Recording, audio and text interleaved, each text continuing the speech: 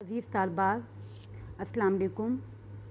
आज मैं आपको 12वीं जमात की किताब सरमाया उर्दू का चैप्टर नंबर 13 एक सफ़रनामा जो कहीं का भी नहीं है की रीडिंग करवाऊंगी और अहम पैराग्राफ के सियाको सबाक के हवाले से तशरीह करेंगे।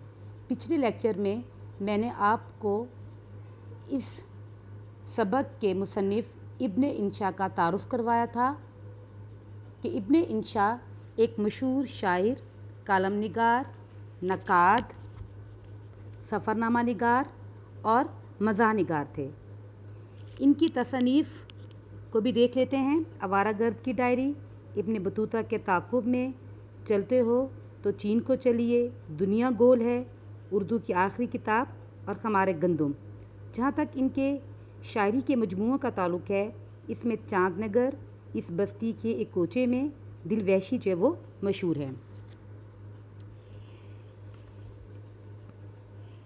जदीद उर्दू अदब में इब्न इंशा कई हैसियतों से मुमताज़ हैं। सफ़रनामा निगार के हवाले से भी उनका एक अहम मकाम है। एक सफ़रनामा जो कहीं का भी नहीं, इसमें वो दरअसल अफ़गानिस्तान के सफ़र का ज़िक्र करते हैं। मुख्तसर पिछले लेक्चर को देख लेते हैं। मुसन्निफ़ बताते हैं कि आज सुबह जब हम अफ़गानिस्तान के शहर काबिल के लिए रवाना हुए थे, रात का अंधेरा अच्छा था, इसलिए अब हम काबिल ना पहुंच सके। पहले तो हमें रावलपिंडी में ख़ासी ताख़ीर हो गई, फिर पेशावर से रवाना होने में देर हो गई। आखिर बड़ी मुश्किल से हमारी रवानगी पेशावर से हुई। बदकिस्मती से काबिल पर गहरे बादल छाए हुए थे। मौसम की ख़राबी के बायस काबिल में उतरने के बजाय हम वापस पेशावर में उतर गए और हमें डीन होटल के कमरा नंबर 47 में ठहराया गया। इस होटल के ज़ाहरी हुलिये से ज़ाहिर हो रहा था कि वाकई किसी वो अंग्रेज़ बहादुर की मलकियत रहा है और ये अपने ज़माने के खूबसूरत और पुरअसाइश होटलों में से एक होगा। लेकिन होटल में क़याम करके सख्त मायूसी हुई, क्योंकि होटल की अंदरूनी दीवारें, फ़र्श और कालीन वगैरह काफ़ी पुराने हो चुके थे। यूँ महसूस होता था कि होटल के मालिकों के दिल कुशादा और फ़राख नहीं हैं। जब हम पेशावर से दोबारा काबिल जाने के लिए रवाना हुए तो फिर उनकी मुलाकात वहाँ पर एक अधेड़ उम्र के बुज़ुर्ग से होती है, जो कि लंबी सुर्ख दाढ़ी है और सर पर जो कंघी से बेनियाज बालों का झाड़ खड़ा है, यानी कि गंजे हैं दरमियान से, और सर के दोनों साइड पर थोड़े थोड़े बाल हैं। उन्होंने फूलदार वास्किट पहनी हुई थी और उनकी सज धज जो है बड़ी खूबसूरत थी, यानी कि बड़ा नफीस और साफ़ सुथरा बंदा मालूम होता था। हम पीआई के काउंटर पर अपना टिकट दिखा रहे थे तो हमारे पास आए और मुस्कुराते हुए बोले कि ये SAS यानी कि कंटिन्यूइंग सर्विस का टिकट कहाँ से आया। हमने बताया कि यूनेस्को की तरफ से हमने ये सफ़र इख्तियार किया है। UNESCO United Nation Scientific and Cultural Organisation को कहते हैं और उसकी तरफ से ये जब वो एक दौरे पे जा रहे थे, जो कि इनका खालिस्तान जब वो गवर्नमेंट का दौरा था, तो डॉक्टर गुलबर्ग भी इसी यूनेस्को की तरफ से वहाँ आए हुए थे। तो बातों बातों में मुसन्निफ़ डॉक्टर गुलबर्ग को बताते हैं कि मैं आपके वतन की ज़ियारत जो वो कर चुका हूँ, यानी कि मुसन्निफ़ जो वो डेनमार्क जा चुके हैं।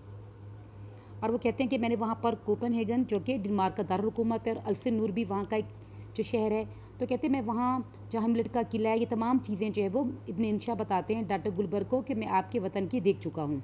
तो इस पर डॉक्टर गुलबर्ग बड़े अफसोस वाले अंदाज से बोले कि मैं सारी उम्र डेनमार्क में गुजार कर अल्सेनूर आज तक नहीं देखा।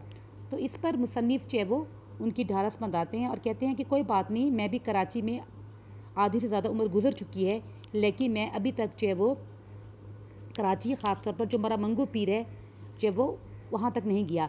इससे ज़्यादा मुसन्निफ़ ने बात ना की, क्योंकि क्या मंगू पीर और कहाँ अल्सेनूर।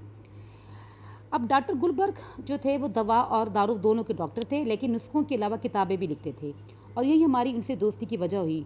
उन्होंने बताया कि इनकी किताब स्कीमो जो है वो डॉक्टर गुलबर्ग की किताब है, जिसमें उन्होंने जो है वो ग्रीनलैंड, जो कि डेनमार्क का एक जजीरा है, वहाँ जाते हैं और वहाँ के बाशिंदों, उनकी ज़बान और उनकी माशरियत पर इन्होंने ये किताब लिखी, तो उसका जो वो ज़िक्र करते हैं। और उन्होंने बताया कि इनकी किताब स्कीमो डॉक्टर्स बरतानिया और अमेरिका के अलावा कई मुल्कों में छप चुकी है। हमने रीडर डाइजेस्ट में इसका जिक्र या खुलासा पढ़ा था और कुछ याद था। ये सुनकर वो और खुश हुए और अपनी बीबी से कहा, देखो ये शख्स कितना पढ़ा लिखा है। उसने गैरगी غین ڈائجسٹ میں میری کتاب کا ذکر پڑا ہے۔ فرانسیسیوں کی طرح رے کا تلفظ وہ ہمیشہ غین ہی کرتے تھے۔ مصنف چونکہ خود پڑھا لکھا انسان ہے تو اس نے جو ریڈر ڈائجسٹ میں اس کتاب اسکیموں کا خلاصہ پڑھا تھا، اور جب مصنف ڈاکٹر گلبرگ کو بتاتے ہیں تو ڈاکٹر گلبرگ بہت اس چیز سے متاثر ہوتے ہیں اور بیوی سے جو ہے وہ تعریف کرتے ہوئے کہتے ہیں دیکھیں ایک شخص کتنا پڑھا لکھا ہے۔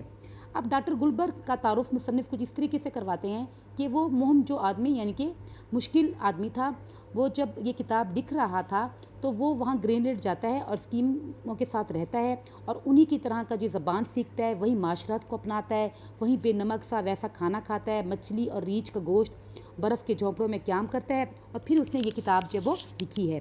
اب یہ دونوں میاں بیوی ایشیا اور مشرق بعید کے دورے پر نکلے ہوئے ہیں۔ ہندوستان، تھائی لینڈ، نیپال ہوتے ہوئے پاکستان آئے تھے۔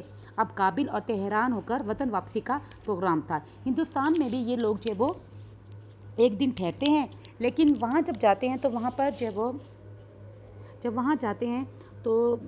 جو ہے وہ سادھوؤں جو کہ جوگی ہیں، سادھوؤں غیر سادھوؤں میں جو ہے وہ گو کشی کے معاملے پر مظاہرہ ہو رہا ہوتا ہے اور لوگ جو آپس میں لڑ رہے ہوتے ہیں، اور ہندوؤں کا خیال ہوتا ہے کہ یہ جو اور ہندو لوگوں کا یہ خیال ہے یہ جو انگریز لوگ ہیں یہ بھی گائے کا گوشت جو کھاتے ہیں، تو پھر وہاں سے نکل پڑتے ہیں اور پھر اسی دن نیپال روانہ ہو جاتے ہیں۔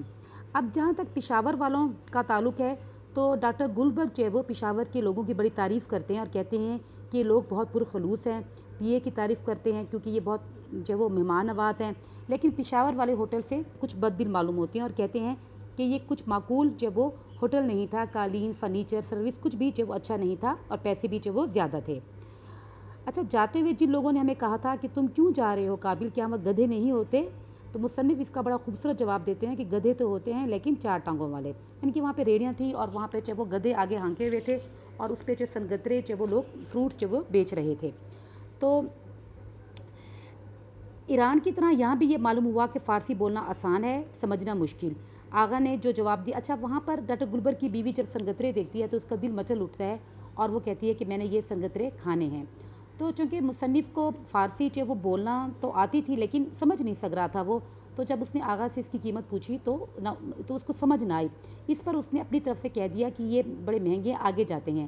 آگے جا کر بھی ڈاکٹر گلبرگ کی بیوی دوبارہ کہتی ہے کہ میں نے سنگترے لینے ہیں، تو وہ کہتے ہیں آخر میں نے اس سے وہ کہا کہ سنگترے دے دو، اس نے 4 دے دیے، میں نے افاف و تفہیم میں دقت نہ ہو میں نے کوئی بات نہ کی اور کچھ پیسے اسے پکڑا دیے، اس نے مجھے 4 افغانی کا نوٹ دیا، باقی کھلے پیسے اس نے دے دی، اس طرح میری عزت بھی جو وہ اللہ تعالیٰ نے رکھ لی۔ تو وہ کہتے ہیں یہ میرا اور ہمارے لوگوں کا جو معاملہ ہے، انگریزی سمجھنے والا کا اس سے کوئی تعلق نہیں۔ صفحہ نمبر 85 پہ آئیں۔ اب اس میں مصنف کہتے ہیں کہ جس کام کے لیے میں کابل گیا تھا اس کا تعلق کتابوں میں سے تھا۔ اب اس نے اپنے ایک افغانی دوست سے پوچھا کہ یہاں پبلشر نہیں ہے، تو وہ کہتا ہے پبلشر؟ یہاں تو کوئی پبلشر نہیں ہے۔ تو مصنف کہتے ہیں کیا کوئی چھوٹا موٹا بھی نہیں ہے؟ تو اس نے کہا نہیں۔ تو پھر مصنف بڑے حیران ہوتا ہے اور کہتا ہے کہ پھر یہ جو کتب فروش ہیں کتابیں کہاں سے لیتے ہیں؟ تو اس پر وہ کہتے ہیں کہ یہاں پر جو ہے وہ کتب فروشوں جو ہے وہ اتنے موجود نہیں ہیں، بازار میں کتابیں بیچنے والوں سے مطلب ہے۔ اس کے علاوہ وہ کہتے ہیں کہ ریلوے اسٹیشن پر بک سٹال ہوتے ہیں، کابل کندار میں بھی ہوں گے۔ وہ کہتے ہیں کہ میاں ہوش کی دعا کرو، کون سے ریلوے اسٹیشن؟ تمہیں معلوم ہے کہ افغانستان میں ریلوے کی کوئی شیطانی چیز نہیں ہے، یہ شیطانی چرغہ تمہیں مبارک ہے، یعنی کہ تم لوگوں کے ملک میں ہو، ہم اس چیز کو پسند نہیں کرتے۔ پھر مصنف کو یاد آتا ہے کہ میں جب کابل کے لیے روانہ ہو رہا تھا تو میں نے ایک مضمون پڑھا تھا، اس میں لکھا ہوا تھا کہ جیسے ہی آپ درہ خیبر کو کراس کریں گے تو افغانستان کے سرحد پر قدم رکھیں گے تو یوں سمجھے کہ افغانستان جو 1 صدی پیچھے ہے۔ اب پبلشروں کی حد تک تو ٹھیک ہے، لیکن یہ تھا کہ وہاں پہ سرکاری کچھ چھاپے خانے تھے، وہ بھی بہت کم تعداد میں۔ اگر کسی کو بہت کوئی لکھنے پڑھنے کا شوق پیدا ہو جاتا تو پھر اسے چاہے پہلے قانون یا حکومت کو عرضی دینی ہوتی تھی کہ بندے کی یہ تالیف لطیف زیر طباع سے راستہ کی جائے، اور پھر جو ہے وہ خود ہی جو چھپائی کے پیسے، کاغذ، کتابہ، طباعت کے سب کچھ جو ہے وہ اس بندے کو خود ہی لگانے پڑتے تھے۔ مانگ کا یہ حال ہے کہ کچھ کتابیں شائقین خرید لے جاتے تھے، کچھ بنیاں دکان والے لے جاتے تھے اور اس پر بھی کشمش، چلگوزے وغیرہ ڈال کر بیچتے تھے۔ ہمارے انہی دوست نے فرمایا کہ تم جو کچھ بھی کہو اس نظام میں مصلحت ہے کہ لوگ جو بےہودہ شاعری اور رنگیلے ناولوں وغیرہ سے محفوظ رہتے ہیں۔ اب اس کے بارے میں اس کے مصنف کے دوست کا یہ خیال تھا جو لٹریچر لکھا جا رہا ہے وہ بڑا بےہودہ ہے اور لوگوں کے جو جذبات کو جو خراب کرتا ہے، اس لیے بہتر ہے کہ ہمارے ہاں یہ چیزیں جو وہ نہیں پڑھی جاتی۔ اور واقعی یہ بات حقیقت ہے کہ اگر ادب جو ہے وہ इसी तरह का लिखा जाए तो फिर जो है वो जिसमें कोई अदब नाम की चीज़ ना हो, तो फिर बेहुदा शायरी की जाए तो वाकई ही वो लोगों को ख़राब करती है। रेलवे की कहानी ये मालूम हुई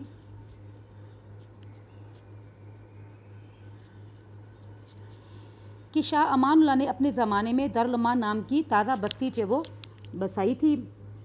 वहाँ तक रेलवे लाइन की ट्राल जाए। अच्छा, बच्चा सिक्का का इसमें ज़िक्र है कि बच्चा जब वो सिक्का ने इसका ताज व तख्त छीना तो पूछा ये क्या चीज़ है। चुनाचे फ़िरंगियों की बिद्दत करार देकर उखाड़ फेंका। हमने दारुल अमान में इस उखड़े हुए जंग खुर्दा स्लीपर और 2-3 टूटी फूटी बोगियाँ आसार सनदीद के तौर पर एक झोंपड़े के सामने खड़ी पाई जो एक ज़माने में रेलवे स्टेशन था। अब इसमें वो जिक्र कर रहा है बच्चा चबो साके का कि वो कहते हैं कि यहाँ पर जब अमानुल्लाह था उसने कोशिश की कि यहाँ पर जब वो एक बस्ती भी उसने जब वो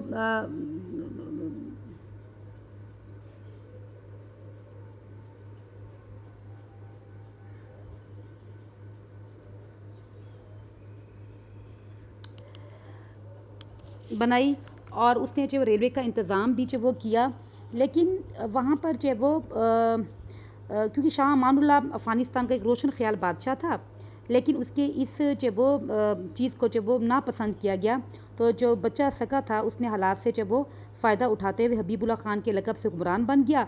उसने लोगों से रेलवे लाइन के बारे में पूछा तो इस रेलवे लाइन को अंग्रेज़ों की शरारत करार देकर उखाड़ फेंका।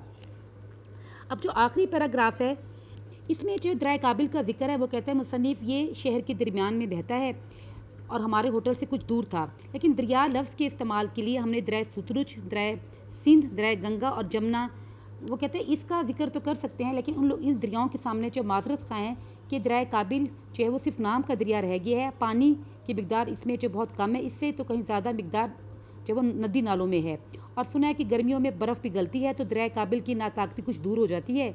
दीवार पर से नीचे झांके तो दरिया की गरीब नवाजी का नक्शा नज़र आता है। यहाँ एक जब वो बुढ़िया कपड़े धो रही है, थोड़ा आगे इसमें बच्चे नहा रहे हैं और आसपास के वालों को कूड़ा फेंकने का बड़ा आराम है। टोकरी उठाई और दरिया में झाड़ दी। यही दरिया जो प्यासों की तशनगी भी रफ़ा करता है, क्योंकि नाई से को छोड़कर पुराने शहरों के घरों तक पानी के पाइप ले जाने का कोई सिलसिला नहीं है। अलबत्ता कहीं कहीं नलके हैं और मोहल्ले वाले जो बारी बारी मिट्टी के मटकों से जो वो पानी जो वो भरते हैं। अच्छा, वो कहते हैं कि इन मटकों की वजह कता इस तरह है जो कि या तो हमने अजायब घरों में देखे हैं या फिर रुबायत उमर ख़याम की तस्वीरों में सरही जो वो देखी होगी। वो कहते हैं बेशक अब हुकूमत पानी पाइपों के ज़रिए घर तक पहुंचाने का बंदोबस्त कर रही है, लेकिन फ़िलहाल तो शहर में सिक्कों का रवाज है। ये सिक्का तो कुछ दिनों तक मुल्क का बादशाह भी रहा, लेकिन वो एक अलग कहानी है।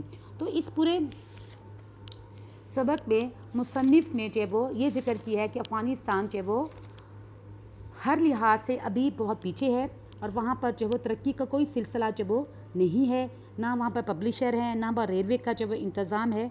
तो मुसन्निफ़ को बड़ी जो वो मायूसी होती है। इसके एक्साइज की तरफ आते हैं। मुसन्निफ़ इब्तिदा में काबिल के बजाय पेशावर के हवाई अड्डे पर क्यों उतरे?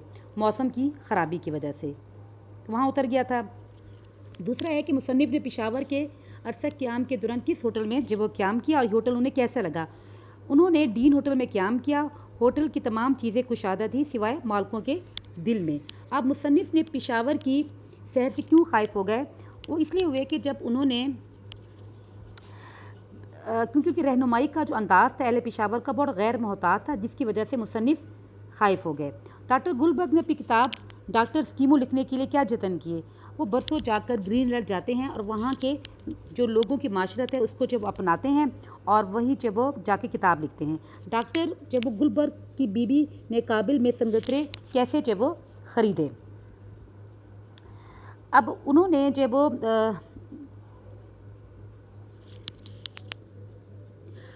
मुसन्निफ़ ने जब वो संगतरे उनको ख़रीद दिए और जब वो बहू का जब वो तोल का कोई पता जब वो उनको जब वो ना चला, जो कुछ मुसन्निफ़ इकबाल की तरफ इशारा करके कहा कि इसे इतने संगतरे दे दें, उसने संगतरे तोल दिए। चूँकि इन्हें ज़बान समझ में ना आती थी इसलिए कीमत पूछे बगैर 10 का फ़ानी नोट दे दिया। संगतरे वाले ने 4 फ़ानी रेज़गारी काट कर बाकी रकम जो वो वापस कर दी। मुसन्निफ़ ने काबिल जाने से पहले अफ़गानिस्तान के बारे में जब वो क्या पढ़ा था? मुसन्निफ़ ने पढ़ा था कि इधर आपने दर्रा खैबर के पार अफ़गानिस्तान की नई सरजमीन में कदम रखा, उधर एक सदी पीछे पहुंच गए। अफ़गानिस्तान में जब वो पब्लिशर یا بک سیلرز کیوں نہیں ہوتے؟ اس لیے کہ وہاں کی حکومت کے محکمے سرکاری جو طباع خانوں میں کتابیں چھاپتے ہیں، قارئین کی تعداد بہت کم ہے.